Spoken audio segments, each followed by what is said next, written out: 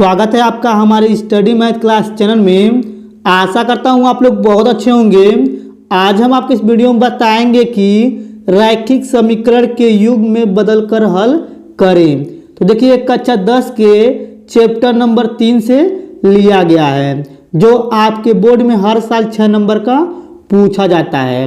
तो देखिए इसमें आपको एक प्रश्न बताएंगे। अगर आप लोग शुरू से लेकर लास्ट तक पूरा वीडियो देख लेंगे तो आप लोग रैखिक समीकरण के युग में बदलकर हल करना सीख जाएंगे।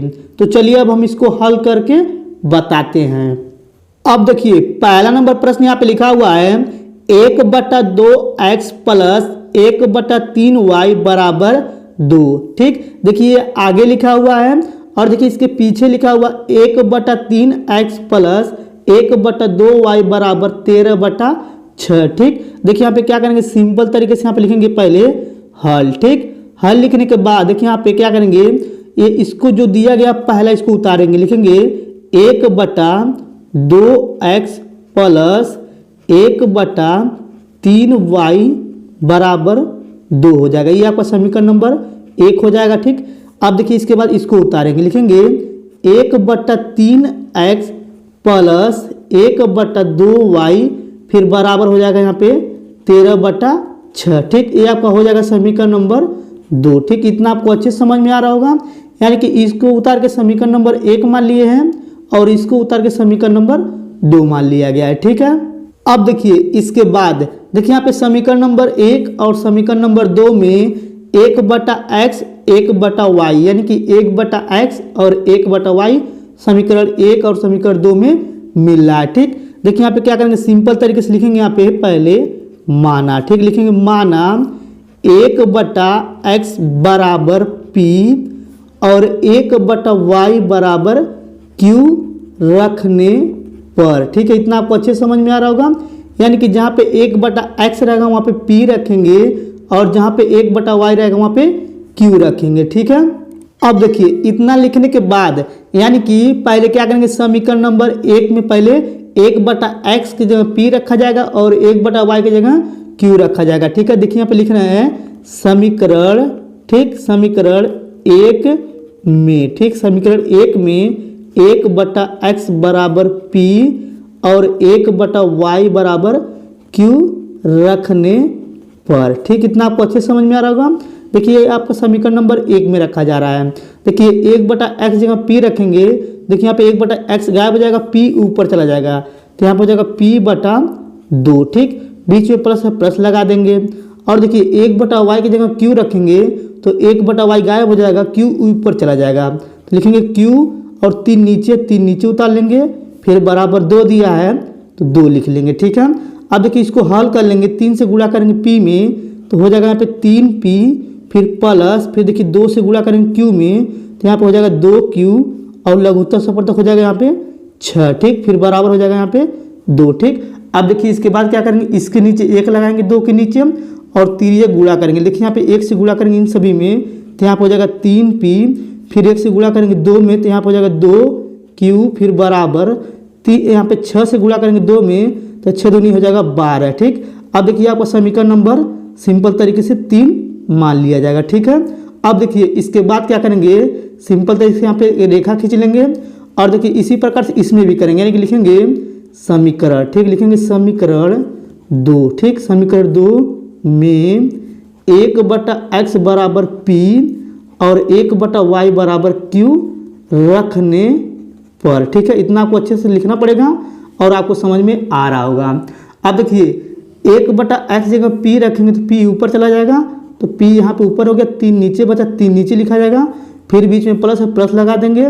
देखिए 1/y की जगह q रखेंगे तो 1/y गायब हो जाएगा तो q ऊपर चला जाएगा, लिखेंगे q और नीचे 2 बचा है 2 लिखा जाएगा। ठीक है, फिर बराबर देखिए यहाँ पे लिखा है 13/6 तो लिखेंगे आप सिंपल तरीके 13/6 इसको उतार लिए। ठीक, अब देखिए इसको हल करेंगे, 2 से गुणा करेंगे p में 2p हो जाएगा, 3 से गुणा करेंगे q में प्लस 3q हो जाएगा और लघुत्तर सफलतक यहाँ हो जाएगा 6। ठीक, फिर बराबर यहाँ पे 13/6 जो दिया इसको उतार लेंगे। ठीक, अब देखिए यहाँ पे 6 से 6 काट देंगे तो यहाँ पे बचेगा 2p फिर प्लस 3q फिर बराबर हो जाएगा यहाँ पे 13। ठीक, ये आपका हो गया समीकरण नंबर 4। ठीक, इतना आपको अच्छे से समझ में आ गया होगा।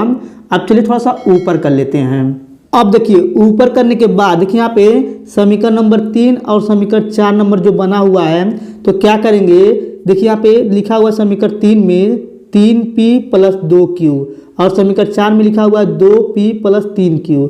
तो क्या करना है, समीकरण 3 और समीकरण 4 में p वाला चाहे आगे वाला बराबर करना है और चाहे समीकरण 3 और समीकरण 4 में q वाला यानी पीछे वाला बराबर करना है। ठीक है, अगर ये आपको समझ में नहीं आ रहा, चलिए बताते हैं, आपको समझ में आ जाएगा। देखिए यहाँ पे लिखेंगे सिंपल तरीके से समीकरण। ठीक, लिखेंगे समीकरण यानी कि समीकरण 3। ठीक, समीकरण 3 में 2 से गुणा करने पर। ठीक, देखिए यहाँ पे समीकरण 3 में 2 से गुणा करेंगे तो देखिए यहाँ पे हो जाएगा 2 तिहाई 6, लिखेंगे 6p, फिर यहाँ पे प्लस से प्लस लगा देंगे और देखिए यहाँ पे हो जाएगा 2 दूनी 4q, तो यहाँ पे 4q लिख लेंगे, फिर बराबर और यहाँ पे हो जाएगा 12 दूना 24, यहाँ पे लिखेंगे 24। देखिए समीकरण 4 बना था तो ये आपका हो जाएगा समीकरण नंबर 5। ठीक, अब देखिए इसी प्रकार से क्या करेंगे, इसमें भी यानी कि समीकरण 4 में भी गुणा करेंगे, तो लिखेंगे सिंपल तरीके से समीकरण। ठीक, लिखेंगे समीकरण 4 में 3 से गुणा ठीक करने पर। ठीक, आपको इतना अच्छे समझ में आ रहा होगा, यानी कि समीकरण 4 में 3 से गुणा कर रहे हैं। देखिए 3 से गुणा करेंगे तो यहाँ हो जाएगा 6p, फिर प्लस और यहाँ से गुणा करेंगे 3 तरीका 9q, फिर बराबर और देखिए 13 में 3 से गुणा करेंगे तो 13 तिया 39 हो जाएगा। ठीक, ये समीकरण 5 बना था, ये आपका बन जाएगा समीकरण नंबर 6। ठीक, इतना आपको अच्छे से समझ में आया होगा। अब देखिए समीकरण 5 और समीकरण 6 में आगे का मिल गया यानी कि 6p और यहाँ पे 6p। ठीक, यानी कि दोनों प्लस मिल रहा है तो घटा देंगे, लिखेंगे यहाँ पे सिंपल तरीके से समीकरण। ठीक, लिखेंगे समीकरण 5। ठीक, समीकरण 5 व 6। ठीक, समीकरण 5 व 6 को घटाने पर। ठीक, देखिए यहाँ पे समीकरण क्या कर रहे हैं, समीकरण 5 में समीकरण 6 को घटा रहे हैं, तो लिखेंगे यहाँ पे यानी कि समीकरण 5 को पहले लिख लेंगे। देखिए यहाँ पे लिखेंगे 6p + 4q, फिर बराबर हो जाएगा यहाँ पे 24। देखिए इसको नीचे लिखेंगे तो 6p + 9q, फिर बराबर हो जाएगा यहाँ पे 39। ठीक, अब देखिए इसको घटाएंगे तो सिंपल तरीके से यहाँ पे माइनस माइनस माइनस, देखिए ये कट जाएगा और देखिए 9 में से अगर 4 घटाएंगे तो माइनस में 5q बच जाएगा, फिर बराबर। अब देखिए अगर 39 में से हम 24 घटा देंगे सिंपल तरीके से बचेगा -15। ठीक, इतना आपको अच्छे समझ में आ गया। चलिए थोड़ा सा ऊपर कर लेते हैं। अब देखिए ऊपर करने के बाद ये जो दिया है -5q, तो क्या करेंगे, -5 से 15 में भाग कर देंगे तो यहाँ पे हो जाएगा q बराबर -15 बटा हो जाएगा -5 हो जाएगा। ठीक है, अब देखिए यहाँ पे माइनस से माइनस कट जाएगा और देखिए 5 से 15 काट देंगे तो 5 × 15 यानी कि q बराबर आ जाएगा सिंपल तरीके से 3। ठीक, देखिए यहाँ पे q का मान जो निकल के आया 3 आया। ठीक है, अब देखिए जो q का मान आया है, क्या करेंगे, समीकरण 3 चाहे समीकरण 4 में q की जगह 3 रख के p का भी मान निकाल लेंगे। ठीक है, अब चलिए थोड़ा सा ऊपर करके आगे हम आपको बताते हैं।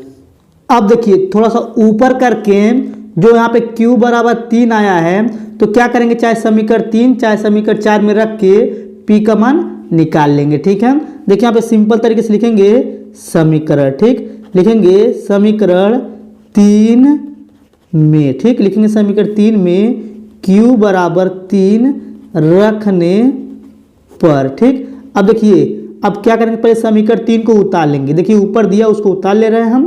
देखिए यहाँ पे 3p + 2q फिर बराबर 12, ये आपका समीकरण नंबर 3 यहाँ पे उतार लिए हैं। ठीक है, अब देखिए q की जगह रखना है 3। ठीक, देखिए यहाँ पे रख रहे हैं तो लिखेंगे यहाँ पे 3p फिर प्लस यहाँ पे लिखेंगे 2 गुणे, देखिए q की जगह 3 रखेंगे 3 गुणे में आ जाएगा फिर बराबर 12। ठीक, अब देखिए यहाँ पे लिखेंगे 3p फिर यहाँ पे हो जाएगा प्लस 3 दूनी 6 फिर बराबर 12। ठीक, अब देखिए 6 को पक्षांतर कर देंगे तो यहाँ पे हो जाएगा 3p फिर बराबर यहाँ पे हो जाएगा 12 - 6। ठीक, अब फिर यहाँ पे लिखेंगे 3p फिर बराबर 12 में से अगर 6 घटाएंगे तो बचेगा यहाँ पे 6। ठीक, अब देखिए इसके बाद क्या करेंगे, सिंपल तरीके से हम देखिए इस 3 से क्या करेंगे 6 में भाग कर देंगे तो यहाँ पे बचेगा, यहाँ पे p बराबर हो जाएगा 6/3। ठीक, देखिए इसको काटेंगे 3 दूनी 6, यानी कि P बराबर आ गया सिंपल तरीके से 2। ठीक, इतना आपको अच्छे समझ में आ रहा होगा।